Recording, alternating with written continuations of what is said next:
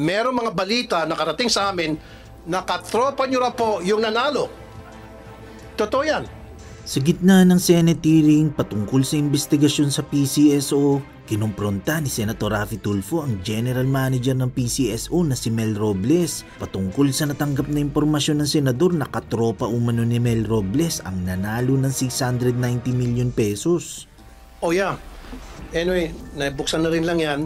Meron pong nanalong isang tao sa 600, I think this the other day, 680 something million. Okay. Ang tanong ko po, yan ba sa online nanalo o yung sa betting station? Over the counter po yan, yung sa traditional betting station. Over the No. This is yung una, yung 640. Kayo naman. Relax lang. Kagabi yung iloto. Hindi, sa iloto ba ito? Yung sa 600 something million? Relax sila. Easy. We'll get there. Sa iloto ba ito o yung sa Lotto agent station? Last night po, Mr. Chair, it was 698 million ang pinatinamaan po. Kaya nga po, yung tumama na yon, saan po siya bumili ng ticket?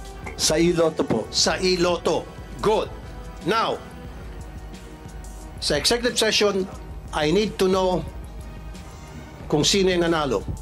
Kasi nga po, merong mga balita nakarating sa amin na katropa nyo na po yung nanalo. Totoo yan. Kaya ako na-brought up yan kasi inopen up ni Senator Coco yung tungkol sa mga pagpanalo-panalo na yan.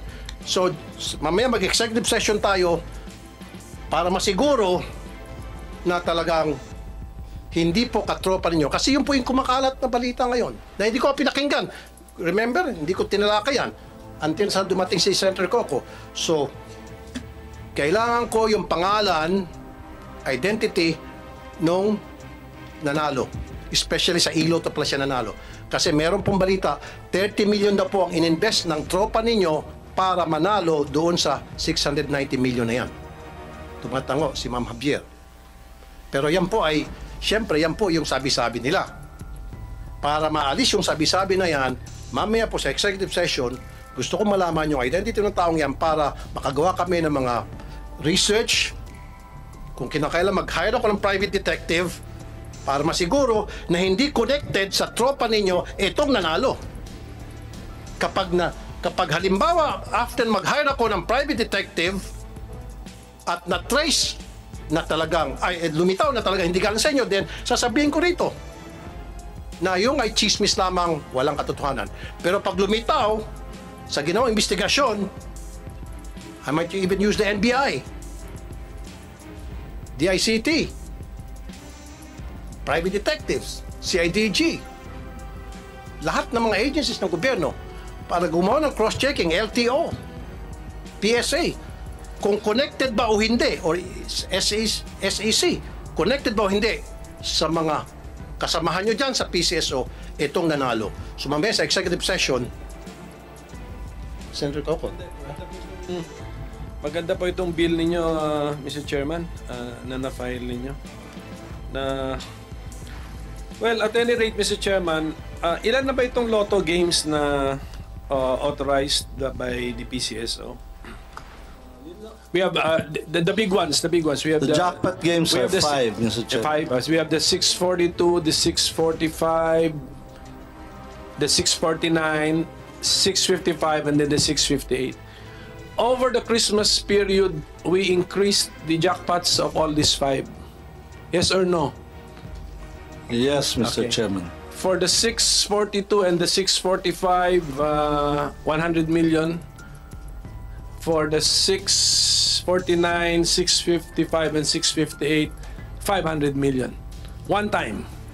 The plan was to do it one time. May I know the legal basis?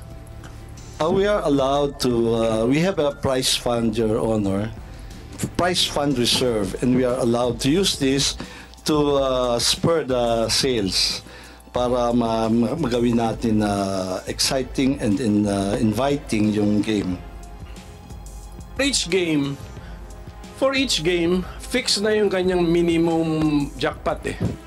For every new draw, kung tinamaan yung jackpot, a new draw, balik siya sa minimum jackpot. So, that must have been fixed by mathematics. The probability of hitting 642 is ilan ba? 1 in 9 million? Basta, okay, and then that's why it deserves a certain jackpot.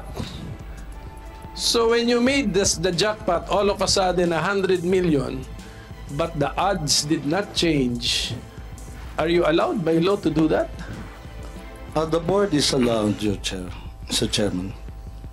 That's why we have the prize fund reserve. It's precisely for this purpose. How is it stated in the law? We have a prize fund reserve for the purpose of It's just the discretion of the board to add to the jackpot. add into the jackpot. Yeah. And then the decision was it was one time, just to do it one time over that Christmas period of 2023. Actually, ideally, Mr. Chair, it should be over the full period of the year. Kasi every time may mananalo ka, you give in prize fund reserve. Kasi minsan talaga, this is jackpot driven, Your Honor. People bet because of the jackpot. So kung mababa ho, medyo matamlay po, that is the time when you pump in the prize fund reserve. What is the tenor of the board resolution that you will enhance the jackpot one time or? One time po, yung ginawa namin for December so for one time. Because, Mr. Chair, at the end of the year, that will become dividend and will be reverted back anyway to the Bureau of the Treasury as dividend. So, might as well, we have decided to make the games more exciting. Yeah, if you want to repeat this, you need to pass another resolution. Yes, Your Honor. We have to go back to the board. Basta klaro yan. Okay. And then for the information of the public, yung mga increased jackpots po natin na 100, 100, 500, 500, 500, so a total of 1.7 billion pesos, tinamaan na po lahat. Yes, Your Honor. Okay. In less than a month. Within a month, Your Honor. Yes, within a month. Opo. Okay, so we're stating facts, Mr. Chairman. Facts lang ito. Yun nga, Senator Coco, nakakapagtaka nga. Marami nagtataka, siyempre, especially yung mga mananaya na ang bilis na manalo ngayon sa PCSO, especially na the fact na hindi naman pwedeng sabihin kung sino yung mga nanalo, pwede naman nila itago. Plus, pagdating po dun sa online, sila naman may control ng computer system na yan. So, madali na nilang i-hocus-pocus. Yun po yung sinasabing hinaing ng marami mga mananaya. So, I think the PCSO is at liberty to reveal to us na yung in-increase na po yung mga jackpots, in all those games, available na yung online betting. Yes, Your Honor. Kaya, meaning to say, when si 642, ang minimum niyan, and what's the usual minimum ni 642? Or maximum jackpot pala? 5.9. Minimum ba? 5.9. Mr. Chair. Bakit talanganin? Hindi, yung published. Singit lang. Yes. Okay. Yung sabi niyo this December, tinamaan yung 642, 649, 645, 655. Are these all from Iloto? Hindi po. Last night lang po yung Iloto.